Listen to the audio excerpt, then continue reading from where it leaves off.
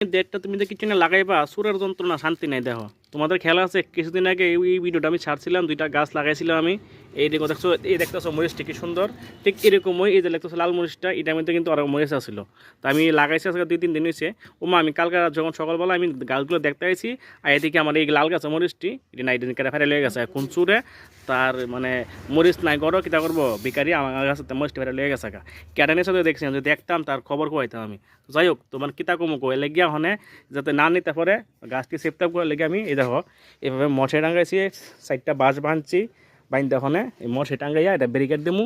কারণ মশি টাঙ্গাইছি কারণে নাহলে তো এটা হাওয়া বাতাস না থাকলে এবার জল না হলো তো গাছেরও ক্ষতি হইব, এলাকা এটা দিয়া বাইন্দা রেখে দেবো।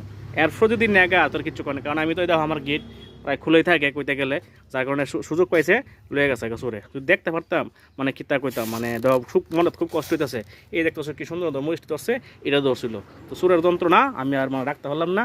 মানে এটা তো এটার মধ্যে কিন্তু অনেকগুলা ফুল আছে, এই দেখো অনেকগুলো কিন্তু ফুল আছে। এই ফুলটি কিন্তু আমার মনে হচ্ছে এই মরিচ ধরবো, চোরে এত লক্ষ্য রাখছে এটা উলিয়ে যাবো গেলে জ্ঞান আমি এই চিন্তাটা করছি। তোমরা কেউ আমার এই বুদ্ধিটা কেমন হয়েছে, চোরের বাঁচান লাগিয়া চোরের হাত থেকে মরিচ গাছটিতে আমি এই কাজটা করছি। তোমরা যারা যারা ভিডিও দেখতেছো কমেন্টে জানাও, আর চোরের কি বকা দেওয়া যা তোমরা কমেন্টে জানাও, কি বকা দিলে হ্যাঁ শুনবো।